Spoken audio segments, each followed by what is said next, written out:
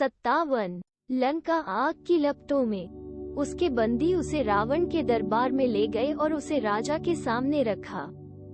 हनुमान जी ने जो पीड़ा और अपमान सहा था, उसे भूलकर कुपित कौतूहल से विशाल नरेश की ओर देखने लगे।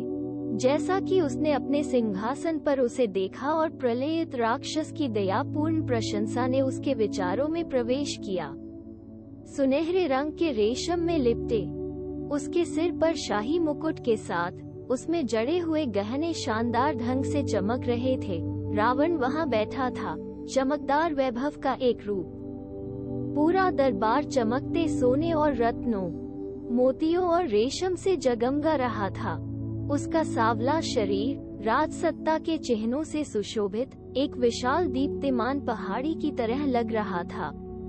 काश हनुमान क्रोध, आश्चर्य और दया से भरे हुए थे। यदि केवल यह महान व्यक्ति धर्म के मार्ग से विचलित नहीं होता, तो इंद्र भी उसकी बराबरी नहीं कर सकते थे। क्या रूप, क्या तेज, क्या बल! अपने द्वारा प्राप्त किए गए वरदान पर भरोसा करके उसने दुष्ट तरीकों को अपना लिया और अपनी खुशी खो दी और अपनी महानता खो दी। जैसे ही हनुमान विचार में खोए थे, रावण ने अपने मंत्रियों को संबोधित किया। इस दुष्ट व्यक्ति से पता करो कि वह कौन है, वह कहां से आया है, किसने उसे यहाँ भेजा है और वो लंका में क्यों आया है। उसे सच बोलने के लिए कहो। राजा प्रहस्त ने हनुमान से प्रश्न किया।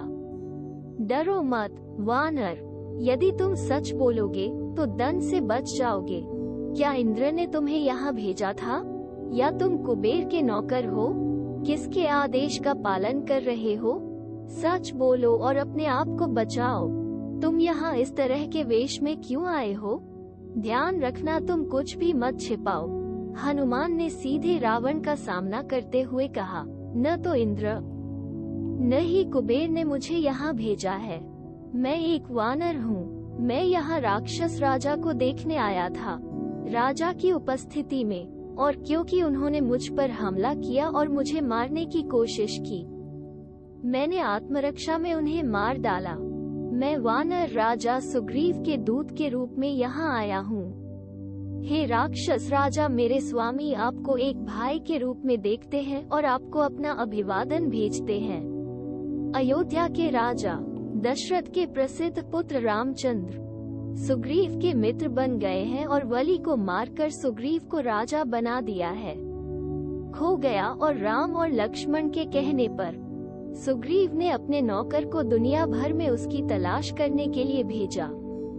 इसी खोज में मैं लंका आया और यहाँ अच्छी राजकुमारी के दर्शन हुए। हे राक्षसों के स्वामी, मैं आपसे एक भाई राजा के दूत के सम्मान के साथ बात करता हूँ। मैं आपसे अयोध्या के राजकुमार के एक समर्पित सेवक के रूप में भी बात करता हूँ।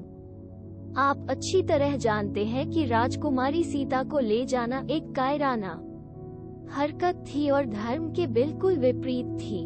यदि तुम अपनी दुष्ट मूर्खता पर अड़े रहे तो तुम्हारी जाति का विनाश निश्चित है। सीता को राजकुमार को लौटा दो और उनसे क्षमा मांगो। जान लो कि सीता के रूप में तुम्हारे पास मृत्यु आ गई है। भोजन के लिए जहर की गलती मत करो। धर्म का विरोध करना और घातक खतरे में पड़ना बुद्धिमानी नहीं है। तुम भली भांति जानते हो कि दूसरे की पत्नी की कामना का पाप तुम्हारे द्वारा तपस्या से अर्जित किए गए पुण्य को पूरी तरह से भस्म कर देगा और अनिवार्य रूप से तुम्हें नष्ट कर देगा। अब तुम्हारा एकमात्र सहारा राम के चरणों की शरण लेना है। राम को अपना शत्रु मत बनाओ और अपना विनाश स्वयं करो। आपने जो वरदान प्राप्त किए हैं, वे रघुवंश के राजकुमार के सामने आपके कुछ काम नहीं आएंगे। अच्छी तरह से विचार करें और समझें कि आप किस खतरे में हैं। वानर राजा के इस विनम्र दूत के शब्दों पर ध्यान दें, सही रास्ते पर मुड़ें और सुरक्षा पाएं। एक भाई राजा के ये शब्द सत्य हैं और आपके कल्याण के लिए हैं। हनुमान ने ये कड़वी चेतावनी ऊंचे और स्पष्ट स्वर में कही। जब राक्षस राजा ने ये सुना, तो उनकी आंखें क्रोध से लाल हो गईं। और उन्होंने आदेश दिया कि हनुमान को तुरंत मार दिया जाना चाहिए। लेकिन विभीषण ने कहा कि राजा के दूत को मारना अनुचित होगा। राजाओं के कानून के अनुसार किसी भी तरह से दूतों और दूतों को मारने की अनुमति नहीं है। विभीषण ने सलाह दी, आप उसे मार सकते हैं या ब्रांडेड कर सकते हैं, लेकिन मारा नहीं जा सकता है। दूसरों के कहने पर किया। अपने शाही स्वामियों को अकेला छोड़ना और उनके साधन, एक दूत को मारना, इसमें क्या उपयोग या समझदारी है? आइए हम हर तरह से उन्हें दंडित करने के तरीकों की तलाश करें जिन्होंने उन्हें यहाँ भेजा था।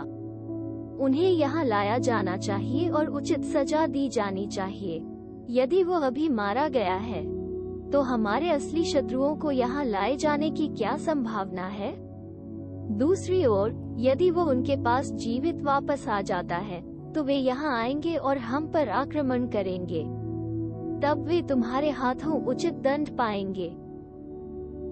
रावण मान गया। बहुत अच्छा, उन्होंने कहा।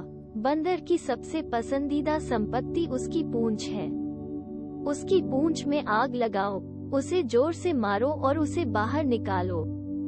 राक्षस राजा के इन शब्दों पर उसके सेवकों ने हनुमान को बाहर निकाल लिया। उन्होंने उसकी पूंछ को तरह तरह के चिथड़ों में लपेट दिया। उसकी पूंछ का आकार बढ़ता गया और जैसे जैसे वो बढ़ती गई, वे अधिक से अधिक पुराने चिथड़े लाकर उन्हें लपेटने लगे। उन्होंने पूरे को तेल में भिगो दिया और एक विशाल ज्वलनशील मशाल की तरह आग लगा दी। इस प्रकार रस्सियों से बंधे और पूंछ की आग से हनुमान को लंका की सड़कों से ले जाया गया। यहाँ चोर जाता है जो हमारे शहर में घुस गया। महिलाओं और बच्चों को रोया। लंका के सभी राजमार्गों और मार्गों के माध्यम से पाइप और ढोल की संगत के लिए उन्हें प्रसन्न राक्षसों द्वारा घेर लिया गया था। उन्होंने उस पर ताना मारा। उन्होंने उसकी पूंछ को तेल में भीगे हुए कपड़े में लपेटकर आग लगा दी है। उसकी पूंछ जल गई है। वे उसे जुलूस में शहर से ले जा रहे हैं। उन्होंने सीता को कहानी सुनाई और उपहास उड़ाया। उसने एक आग जलाई और अग्नि के देवता से प्रार्थना की, हे अग्नि, यदि मुझ में कोई अच्छाई है, कोई पवित्रता है, तो हनुमान के प्रति शांत रहें, उन्हें चोट न पहुंचाएं। गली गली चुपचाप सब कुछ देख रहा है। राक्षस अपनी महिलाओं और बच्चों का मनोरंजन करने के लिए उसे शहर की सभी सड़कों और उपमार्गों से ले गए और उसने चुपचाप नोट किया, भविष्य के लिए उस किलेबंद शहर के सभी रहस्यों का उपयोग करें। लेकिन यह चमत्कार क्या है? उसने सोचा, तेल में लथपथ चिथड़े तेज चलते हैं लेकिन आग चोट नहीं पहुंचाती है और मेरी पूंछ पर ठंडी होती है। तत्व स्वयं राम के उद्देश्य में लगे हुए दयालु लगते हैं। क्या पहाड़ समुद्र से ऊपर नहीं उठे और मुझे आतिथ्य की पेशकश की? यहाँ तक कि अग्नि के देवता भी हैं अब मुझ पर अनुग्रह कर रहे हैं और मुझे नुकसान नहीं पहुँचाते। यह हो सकता है अग्नि मेरे पिता वायु का मित्र होने के नाते मेरे साथ कोमल हो। अचानक वह आकार में सिकुड़ गया और उन रस्सियों को तोड़ दिया जो उसे बंधे हुए थे और अपने विशाल आकार को फिर से शुरू कर दिया। अपनी धधकती पूंछ के साथ एक ऊंची इमारत के शीर्ष पर कूद गया। उसने वहां एक खंभा तोड़ दिया और उसे चारों ओर घुमा दिया, जिससे सभी देखने वालों में दहशत फैल गई। फिर उसने हवेली से छलांग लगाकर उनमें आग लगा दी। थोड़ी ही देर में तेज हवा चलने लगी और सारा शहर आग की लपटों से भर गया। राक्षसों और उनकी महिलाओं और बच्चों ने आतंक में चिल्लाया और इधर उधर भागे। ये बंदर कोई और नहीं बल्कि यम है, कुछ ने कहा। नहीं, वो अग्नि देवता होना चाहिए, दूसरों ने कहा। और वे सभी अपने जलते हुए घरों से भाग गए, अपने अपमान को याद करते हुए। जब उन्होंने आग की लपटों को देखा तो हनुमान प्रसन्न हुए। वह त्रिकुटा पहाड़ी के शिखर पर बैठ गया और संतोष के साथ जलते हुए शहर की लाल चमक पर विचार किया। तब वह समुद्र के पास गया और डुबकी लगाकर उसकी पूंछ में लगी आग बुझा दी और किनारे पर आ गया। हाय हाय, मैंने क्या किया है, बेकाबू दुख के साथ वह कहा। मैं अपने क्रोध में अपने होश खो बैठा हूँ। यदि कोई अपने क्रोध को नियंत्रित नहीं कर सकता है तो शक्ति और कौशल और अन्य सभी उपहारों का क्या उपयोग है। मेरे द्वारा उठाए गए इस महान आग में सीता का भी नाश हो गया होगा। मेरे क्रोधित कार्य ने मेरे पूरे उद्देश्य को नष्ट कर दिया है। काश पृथ्वी पर मेरे जैसा कोई मूर्ख, कोई पापी नहीं है। राक्षसों के खिलाफ मेरा क्रोध सीता की मृत्यु में समाप्त हो गया। यहाँ और अब मुझे अपने जीवन और मेरी लज्जा का अंत करना चाहिए। फिर उसने आकाश में कुछ आवाजें सुनी। चारण और यक्ष आनंदित हो रहे थे और कह रहे थे, क्या चमत्कार है। हनुमान के पराक्रम की जय हो। उस स्थान को छोड़कर जहाँ सीता है, सभी लंका आग की लपटों में है। इस ईथर बातचीत को सुनकर हनुमान को राहत मिली। सीता ने स्वयं को बचाया। उसने मुझे बचाया, क्योंकि यह उसकी पवित्रता और शक्ति थी जिसने आग को मुझे नुकसान पहुंचाने से रोक दिया। अग्नि कैसे पवित्रता की देवी को श्रद्धांजलि देने में मदद कर सकती है, आग का क्या कर सकती है। यह आग जो मैंने शुरू की थी, सीता के पास नहीं जा सकी। और क्या ये सब राम का उद्देश्य नहीं है। क्या समुद्र के राजा और मेनका पर्वत मेरी मदद के लिए नहीं आए थे। वहाँ सिमसुपा वृक्ष के नीचे उन्होंने सीता को देखा, जो उन्हें जीवित और प्रफुल्लित देखकर बहुत प्रसन्न हुई। आनंदित होकर उन्होंने उनके सामने झुककर कहा, हे माँ, मैंने आपको सुरक्षित और स्वस्थ देखा है। यह आपकी शक्ति और मेरा सौभाग्य है। अब मुझे छुट्टी दे जाने के लिए। और सीता ने कहा, आप वास्तव में एक नायक हैं। आपके लिए कुछ भी असंभव नहीं है। देखिए कि मेरे स्वामी जल्द ही यहाँ आते हैं और राक्षसों को मारते हैं और मुझे छुड़ाते हैं। मैं आप पर निर्भर हूँ। आप अकेले ही इसे हासिल कर सकते हैं। हनुमान ने कहा, सुग्रीव जल्द ही राम और लक्ष्मण और असंख्य वानरों के साथ यहाँ आएंगे। रावण और उसकी दुष्ट सेना नष्ट हो जाएगी। खुश राजकुमार आपके साथ वापस आ जाएगा। अयोध्या, और शोक मत करो, भगवान आपका भला करे। इस प्रकार उसे सांत्वना देते हुए हनुमान ने सीता से विदा ली। वह समुद्र के किनारे गए और अरिष्ट नामक सुंदर पहाड़ी पर चढ़कर आकाश में चढ़े।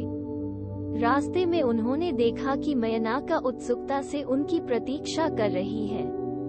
उन्होंने प्यार से उसे अपने हाथ से सहलाया, लेकिन रुका नहीं। वह सीधे धनुष से निकले तीर की तरह उड़ गया। महेंद्र पहाड़ी को देखते ही वह जान गया कि वह दूसरे किनारे के पास है और वह दहाड़ता है।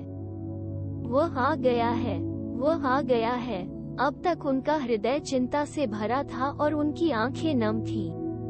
अब वे अपने आनंद में उछल पड़े। जाम्बवान ने कहा, यह निश्चित है कि वह विजयी होकर लौट रहा है।